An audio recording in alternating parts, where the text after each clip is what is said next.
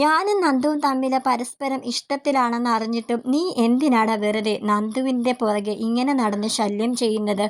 നവീനോട് അനി ചോദിക്കുകയാണ് കേട്ടോ. അപ്പോൾ നമ്മുടെ ചാനൽ ഇതുവരെ ആരും സബ്സ്ക്രൈബ് ചെയ്യാതെയാണ് കാണുന്നതെങ്കിൽ എല്ലാവരും ഒന്ന് സബ്സ്ക്രൈബ് ചെയ്ത് സപ്പോർട്ട് ചെയ്തോളൂ. നമുക്ക് സ്റ്റോറിയിലേക്ക് വരാം. അങ്ങനെ അനി ഇങ്ങനെ പൊട്ടിത്തെറിക്കുകയാണ് നവീൻ്റെ മുന്നിൽ. നവീനപ്പോൾ പറയുകയാണ്, വെല്ലുവിളിക്കുകയാണ്, ഇന്നല്ലെങ്കിൽ നാളെ നന്ദു നിന്നെ ഉപേക്ഷിച്ചിരിക്കും, അത് തീർച്ചയാണ്. എനിക്കറിയാം നീ അനാമികയായിട്ടുള്ള വിവാഹം വരെ നടന്നത് എന്തുകൊണ്ടാണെന്നൊക്കെ എനിക്കറിയാം. നന്ദുവുമായിട്ട് നീ പ്രണയത്തിലിരിക്കെ തന്നെ അനാമികയായിട്ട് നീ സൗഹൃദം സ്ഥാപിച്ചു.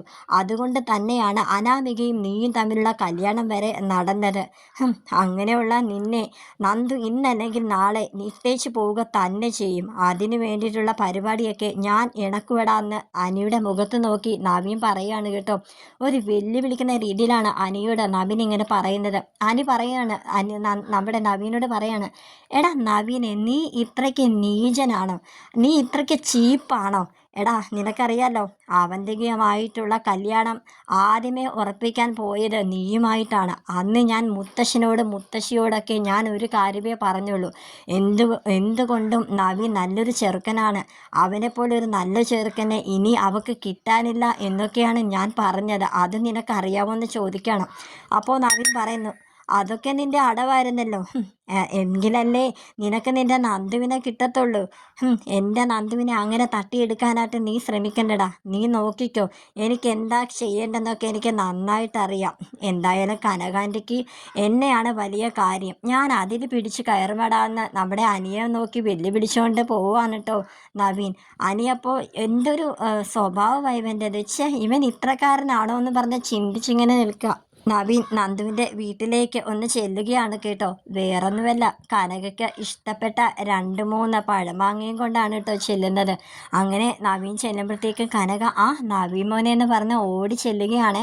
നമ്മുടെ നവീനാണെങ്കിൽ എനിക്കറിയാം ഇത് അമ്മയ്ക്ക് ഒത്തിരി ഇഷ്ടമാണെന്ന്, അതുകൊണ്ട് തന്നെയാണ് ഞാനിത് കണ്ടപ്പോൾ അമ്മയ്ക്ക് വേണ്ടിയിട്ട് ഇത് വാങ്ങിച്ചതെന്ന് കനകയോട് പറയാൻ കേട്ടോ.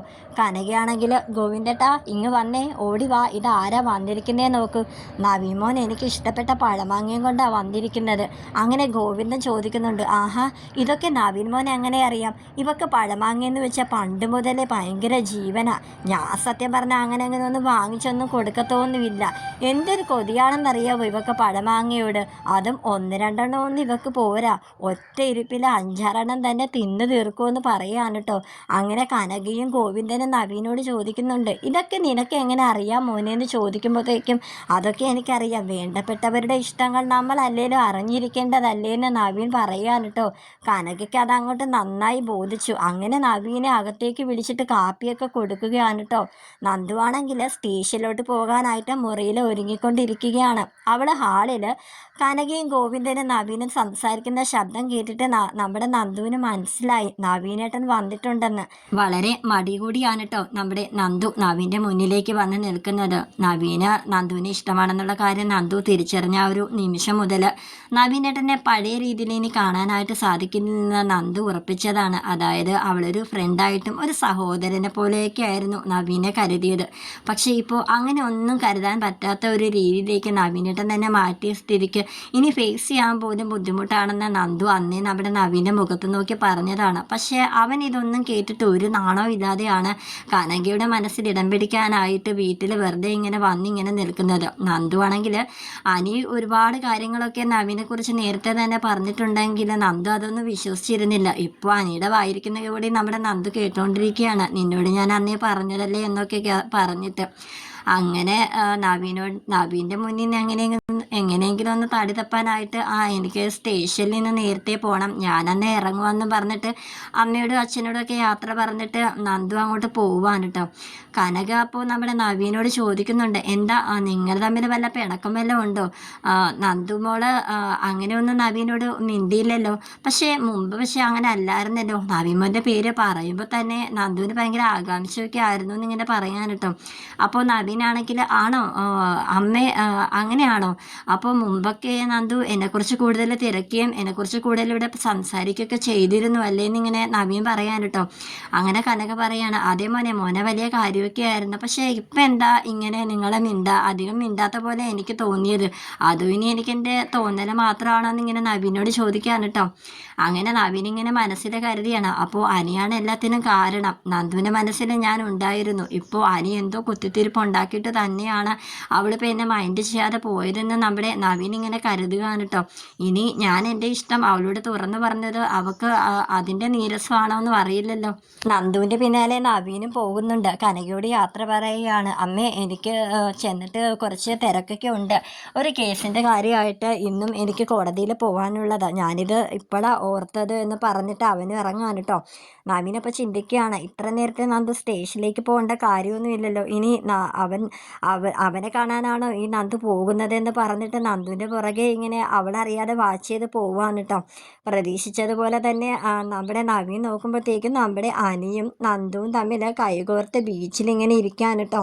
നന്ദു പറയുന്നുണ്ട് അനിയോട്, എടാ ഞാനിപ്പോൾ ഇതാ പോലീസ് വേഷത്തിലാണ് ഇരിക്കുന്നത്. എനിക്ക് നിന്നെ കാണണമെന്നൊന്നും ഉണ്ടായിരുന്നു. അതുകൊണ്ടാണ് നിന്നോടൊന്ന് ഇവിടെ വരാനായിട്ട് പറഞ്ഞത്. ഞാൻ പെട്ടെന്ന് പോകുക, ആൾക്കാർ ശ്രദ്ധിക്കും. ഞാൻ യൂണിഫോമിലല്ലേടാന്ന് നമ്മുടെ അനിയോട് പറയുമ്പോഴത്തേക്ക് അനിയാണെങ്കിൽ കുറച്ച് നേരം കൂടി ഇരിക്കടി എന്ന് പറയാൻ കേട്ടോ. ഇനി അഥവാ ആരെങ്കിലും ശ്രദ്ധിച്ചാൽ നീ അവരുടെ മുന്നിൽ വെച്ച് നീ എന്നെ അറസ്റ്റ് ചെയ്ത് സ്റ്റേഷനിലേക്ക് കൊണ്ടുപോടി എന്ന് പറയാൻ കേട്ടോ. നമ്മുടെ നന്ദു അപ്പോൾ അത് കേട്ടിട്ട് ഇങ്ങനെ ചിരിക്കാൻ കേട്ടോ. ഇവർ തമ്മിൽ അങ്ങോട്ടും ഇങ്ങോട്ടും നല്ല സ്നേഹത്തോടെ ഇങ്ങനെ പുഞ്ചിരിച്ചുകൊണ്ടൊക്കെ സംസാരിക്കുന്ന കണ്ടിട്ട് നവീൻ ഇങ്ങനെ കലിതുള്ളി ഇങ്ങനെ നിൽക്കുകയാണ്. ഈ ബന്ധം ഇനി മുന്നോട്ട് വളരാനായിട്ട് ഇനി അനുവദിച്ചുകൂടെന്ന് നവീൻ മനസ്സിൽ ഉറപ്പിക്കുകയാണ്. അനിയുടെ അടുത്ത് നിന്നും നന്ദു പെട്ടെന്ന് തന്നെ സ്റ്റേഷനിലേക്ക് പോകാനായിട്ട് ഇറങ്ങുന്നുണ്ട് കേട്ടോ.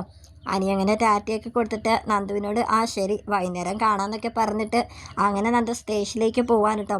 അങ്ങനെ സ്റ്റേഷനിൽ ചെല്ലുമ്പോൾ ദാ അവിടെ ഇരിക്കുന്നു നവീൻ. സത്യം പറഞ്ഞ ഈ നവീന് വേറെ പണിയൊന്നും ഇല്ലെന്ന് നമ്മൾ ചിന്തിച്ചു പോകും കേട്ടോ.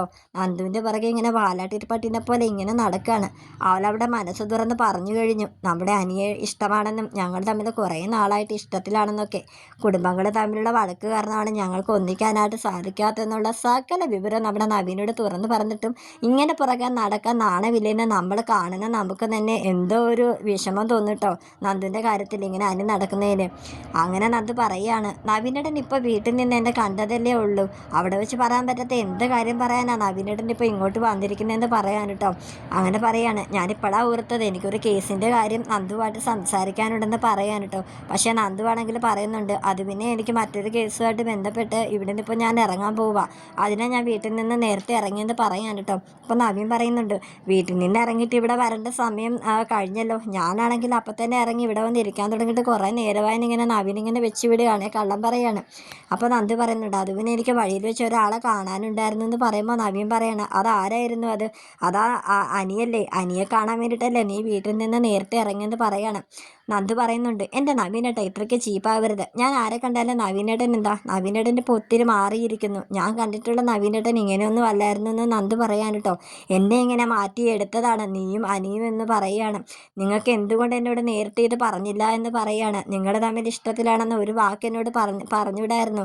സത്യം പറഞ്ഞാൽ അതിനെക്കാട്ടി എനിക്ക് നിന്നോട് ഇഷ്ടമുണ്ട്. അവൻ്റെ സ്നേഹം വെറും കപട സ്നേഹമാണെന്നൊക്കെ പറയാൻ കേട്ടോ. അവൻ നീയുമായിട്ടുള്ള സൗഹൃദത്തിലുള്ളപ്പോൾ തന്നെയല്ലേ അനാമികയായിട്ടും ഇഷ്ടത്തിലൊക്കെ ആയത്. ആ ഇഷ്ടം വളർന്ന് വളർന്നല്ലേ കല്യാണം വരെ ആയത്. അതൊന്നും നിനക്ക് അറിയില്ല എന്നുണ്ടോ എന്ന് പറയാൻ കേട്ടോ. അപ്പോൾ നന്ദു പറയുന്നുണ്ട്, അനാമികയോട് അവന് വെറും ഒരു സൗഹൃദം മാത്രമായിരുന്നു. അവളാണ് അത് തെറ്റിദ്ധരിച്ചത്, വിവാഹത്തിലേക്ക് എത്തിച്ചത്. ആ വിവാഹത്തിന് എനിക്കൊട്ടും ഇഷ്ടവുമല്ലായിരുന്നു. ആ കാര്യങ്ങളൊക്കെ എനിക്കറിയാം, സത്യസന്ധമായിട്ട് തന്നെ എനിക്കറിയാം. നവീനേട്ടൻ അതിനെ വെറുതെ വളച്ചൊടിച്ച് എന്നെ തെറ്റിദ്ധരിപ്പിക്കാനൊന്നും നോക്കണ്ട. ഇനി അഥവാ തെറ്റിദ്ധരിപ്പിക്കാൻ നോക്കിയാലും ഞാൻ അതിലൊന്നും വീരത്തുമില്ല നവീനേട്ട. എന്നാലും നവീനേട്ടനെ കുറിച്ച് ഞാൻ ഇങ്ങനെയൊന്നുമല്ല കരുതിയത്. ഒരു കേസിൻ്റെ കാര്യം പറയാനായിട്ടല്ല നവീനേട്ടൻ ഇന്നിപ്പോൾ ഇവിടെ വന്നിരിക്കുന്നതെന്ന് എനിക്ക് മനസ്സിലായി. നവീനേട്ടൻ എൻ്റെ പുറകെ തന്നെ ഉണ്ടായിരുന്നല്ലേ. ഞാൻ അനിയോട് സംസാരിക്കുന്നതൊക്കെ കണ്ടിട്ട് നേരെ നവീനേട്ടൻ ഇങ്ങോട്ട് വന്നതാണല്ലേ. എൻ്റെ നവീനേട്ടൻ നല്ലൊരു വക്കീലല്ലേ. നവീനേട്ടന് വേറെ പണിയൊന്നുമില്ല എന്നൊക്കെ നന്ദു പറയാണ്. എനിക്കിവിടെ സ്റ്റേഷനിൽ കുറച്ച് തിരക്കും കാര്യങ്ങളുണ്ട്. നവീനേട്ടൻ പോയിരുന്നെങ്കിൽ കൊള്ളായിരുന്നു എന്നിങ്ങനെ നവീനോട് പറയുകയാണ്. ഞാനിപ്പോൾ പോകാം, പക്ഷെ ഞാൻ വീണ്ടും വരും നന്ദു എന്നും പറഞ്ഞ് നവീൻ ഇറങ്ങുകയാണ്. നമ്മുടെ നന്ദുവാണെങ്കിൽ തലയിൽ കൈ വെച്ച് ഇങ്ങനെ ഇരിക്കുകയാണ്. എന്ത് ചെയ്യണമെന്നുള്ള ആ ഒരു അവസ്ഥയിലാണ് കേട്ടോ. അവൾക്കൊരു ടെൻഷനും കൂടി ഉണ്ട്. നവീനേട്ടനാണെങ്കിൽ അമ്മേനെ അച്ഛനെ വളച്ചെടുക്കാനുള്ള പുറപ്പാടിലാണ്. അമ്മ ഓൾറെഡി തന്നെ വീണിട്ടുണ്ട് നവീനേട്ടൻ്റെ മുന്നിൽ. അമ്മയ്ക്ക് ഇഷ്ടമുള്ള പഴമാങ്ങയൊക്കെ കൊണ്ടുവന്ന് അമ്മേനെ കയ്യിലെടുത്ത് വെച്ചിരിക്കുകയാണ്. അല്ലേലും നവീനേട്ടനെ കുറിച്ച് പറയുമ്പോൾ അമ്മയ്ക്ക് 100 നാവാ. പേരുകെട്ട വക്കീൽ കൂടിയല്ലേ. എൻ്റെ അനി അങ്ങനെയൊന്നും അല്ലല്ലോ. അതുകൊണ്ടായിരിക്കും അമ്മയ്ക്ക് നവീനേട്ടനോട് ഇത്ര കാര്യം. എന്തായാലും ഇതിങ്ങനെ വിട്ടാൽ പറ്റത്തില്ല. ഇതിലൊരു തീരുമാനം എടുത്തേ പറ്റത്തുള്ളൂ എന്ന് നമ്മുടെ നന്ദു ഇങ്ങനെ ഉറച്ച് പറയാണ് കേട്ടോ. ഇതിനും കഷ്ടമാണ് കേട്ടോ അവന്തികയുടെ കാര്യം. അവന്തികയാണെങ്കിൽ അനി എങ്ങോട്ടെങ്കിലും പുറപ്പെട്ട ഉടനെ തന്നെ ഒരു 100 തവണയെങ്കിലും അനിയുടെ ഫോണിലിട്ട് വിളിച്ചേ ഇരിക്കും. അനിയേട്ടൻ എവിടെയാന്ന് ചോദിക്കാനായിട്ടാണ് കേട്ടോ. ഇടയ്ക്കിടയ്ക്ക് അവൻ ഫോൺ എടുത്തിട്ട് നിവൃത്തികേടില്ലാതെ ഫോൺ എടുത്ത് അറ്റൻഡൊക്കെ ചെയ്യും. എന്നാൽ ചില സമയത്തൊന്നും ഫോൺ എടുക്കത്ത് കൂടിയില്ല. അങ്ങനെ അനന്തപുരിയിലേക്ക് കയറി ചെല്ലുമ്പോൾ തന്നെ അവന്തിക പറയും, ഞാൻ എത്ര തവണ അനിയേട്ടൻ്റെ നമ്പറിലേക്ക് വിളിച്ചു. അനിയേട്ടൻ എന്താ എൻ്റെ കോള് കണ്ടില്ലേ, അതോ മനഃപൂർവ്വം എടുക്കാതിരുന്നതാണോ എന്നിങ്ങനെ അനിയോട് ചോദിക്കും കേട്ടോ. അനി പറയും, എടി ഞാൻ നിന്നോട് മുമ്പേ പറഞ്ഞിട്ടുണ്ട് എന്നെ ഇങ്ങനെയൊന്നും വിളിക്കേണ്ട കാര്യമൊന്നും ഇല്ലയെന്ന്. ഒരു പുച്ഛത്തോടെയാണ് കേട്ടോ അനി അവന്തികയെ നോക്കുന്നത്. അത് വേറൊന്നുമില്ല, തൻ്റെ മനസ്സിലെ കാര്യം എന്താണെന്ന്, അതായത് അവന്തിക ഇഷ്ടമല്ല എന്നുള്ള കാര്യം അനി നേരത്തെ തന്നെ പറഞ്ഞിരുന്നു. അത് മാത്രമല്ല ഞാനും നന്ദുവും തമ്മിൽ ഇഷ്ടത്തിലാണെന്നുള്ള കാര്യമൊക്കെ ഇവക്ക് നല്ലതുവണ്ണം അറിയാം. എന്നിട്ടും ഇവൾ എന്തിനാ എൻ്റെ പുറകെ ഇങ്ങനെ നടക്കുന്നത്, എന്നെ വിവാഹം ചെയ്യണം എന്ന് ഇത്ര നിർബന്ധം കൊള്ളുന്നത് അത് എന്തിനാണെന്നൊക്കെ നമ്മുടെ അനിക്ക് നല്ലോണം അറിയാം കേട്ടോ. ഇവള് ജയന്തിയുടെയൊക്കെ, അതായത് ജയന്തി ആൻ്റിയുടെയും അബിയുടെയും ഒക്കെ അതേ ഒരു സ്വഭാവത്തിൽ തന്നെയാണെന്നൊക്കെ നമ്മുടെ അനിക്ക് നല്ല സംശയമുണ്ട്. ഇവൾ ഈ കാണിക്കുന്നതൊക്കെ മുത്തശ്ശിയുടെയും മുത്തശ്ശൻ്റെയും പ്രീതി നേടിയെടുക്കാനാണെന്നും ഇവൾ എല്ലാവരുടെ മുന്നിൽ അഭിനയിക്കുകയാണെന്നുള്ള കാര്യം മറ്റാരെക്കാട്ടിയും നമ്മുടെ അനിക്ക് നല്ല നിശ്ചയമുണ്ട് കേട്ടോ. അതുമാത്രമല്ല ഒരിക്കൽ ഒരു ദിവസം അബിയും അവന്തികയും തമ്മിൽ സംസാരിക്കുന്നത് അനി ചെറുതായിട്ടൊന്ന് കാണുന്നുണ്ടായിരുന്നു. പെട്ടെന്ന് അനി അവരുടെ അടുത്തേക്ക് ഇങ്ങനെ ചെന്നപ്പോഴത്തേക്കും അവന്തിക ഉടനെ തന്നെ വിഷയം മാറ്റി സംസാരിക്കുകയാണ് ഉണ്ടായത്. അനി അതിനെപ്പറ്റി ചോദിച്ചപ്പോൾ അബിയേട്ടനും ഞാനും തമ്മിൽ അങ്ങനെ സംസാരിക്കാറൊന്നുമില്ല, അബിയേട്ടൻ്റെ സ്വഭാവം എനിക്ക് തീരെ ഇഷ്ടമല്ല എന്നൊക്കെയായിരുന്നു കേട്ടോ പറഞ്ഞത്. എന്നാൽ ഇവർ തമ്മിൽ എന്തോ രഹസ്യമായിട്ട് എന്തോ മൂവ്മെൻ്റ് ഉണ്ടെന്നൊക്കെ നമ്മുടെ അനിക്ക് നേരത്തെ തന്നെ സൂചന കിട്ടിയതാണ്. അത് മാത്രമല്ല നവ്യ ഇതിനെക്കുറിച്ചൊക്കെ നമ്മുടെ അനിയെ പറഞ്ഞ് ബോധിപ്പിച്ചിട്ടുമുണ്ട്. നവ്യ ഇപ്പോൾ പഴയ ആളൊന്നും അല്ലല്ലോ. നവ്യ എല്ലാത്തിനും കൂട്ടു നിൽക്കുകയാണല്ലോ അനിക്കും നന്ദുവിനും വേണ്ടിയിട്ട്. ആ ഒരു സഹായം എപ്പോഴും വേണമെന്ന് നമ്മുടെ നവ്യയോട് അനിയും നന്ദുവും പറഞ്ഞിട്ടുമുണ്ട് കേട്ടോ. അനിയുടെയും അവന്തികയുടെയും വിവാഹ നിശ്ചയം മുടങ്ങിയതിൻ്റെ ആ ഒരു സങ്കടത്തിനൊന്നും അല്ല. ഇപ്പോൾ ശരിക്കും അതൊക്കെ മറന്നിരിക്കുകയാണ് അനന്തപുരി തറവാട്ടിലെ എല്ലാവരും. അത് വേറൊന്നുമല്ല, ഇപ്പോൾ എല്ലാവരും കട്ട വെയിറ്റിംഗ് ആണ്. നയനയുടെയും ആദർശിൻ്റെയും കുഞ്ഞ് എത്രയും പെട്ടെന്ന് ഈ വീട്ടിലേക്ക് വരണമെന്നാണ് കേട്ടോ മുത്തശ്ശനും മുത്തശ്ശി എല്ലാവരും ആഗ്രഹിക്കുന്നത്. ദേവയാനിയാണെങ്കിൽ കുഞ്ഞിനെ ഇങ്ങനെ ഓരോ ദിവസവും കലണ്ടറിൽ ഇങ്ങനെ മാർക്ക് ചെയ്തുകൊണ്ടിരിക്കുകയാണ്. ഇന്ന് വരും നാളെ വരും കുഞ്ഞെന്നും പറഞ്ഞിട്ട്. അതിൽ എതിർപ്പായിട്ട് സത്യം പറഞ്ഞാൽ നമ്മുടെ ജലജയ്ക്കും അബിക്കും പിന്നെ അവന്തികയ്ക്കും മാത്രമാണ്. അവന്തികയ്ക്ക് ഇങ്ങനെ ഒരു മനസ്സിലിരിപ്പാണെന്ന് ആർക്കും അറിയത്തില്ലെന്നേ ഉള്ളൂ. എന്നാൽ ഇടയ്ക്കിടയ്ക്ക് അവന്തിക നയനയുടെ അടുത്ത് ചെന്നിട്ട് നയനേച്ചി എന്തെങ്കിലും ഉണ്ടാക്കി തരട്ടെ, ജ്യൂസ് എടുക്കട്ടെ എന്നൊക്കെ പറഞ്ഞിട്ട് ചെല്ലും കേട്ടോ. പാവം നയന, അവന്തികയുടെ മനസ്സിലിരിപ്പൊന്നും അറിയത്തില്ല. ആദർശിനോടാണെങ്കിൽ നയന വലിയ കാര്യത്തോടെ പറയുകയും ചെയ്യും. അവന്തിക മോൾ ഇടയ്ക്കിടയ്ക്ക് വന്നിട്ട് എനിക്ക് എന്താ വേണ്ടതെന്നൊക്കെ ചോദിക്കും. നല്ല സ്നേഹമുള്ളവളാണ്. എന്തായാലും അബിയുടെയും ജലജാന്തിയുടെയും പോലെയുള്ള സ്വഭാവമൊന്നും അല്ല ഇവക്കെന്ന്.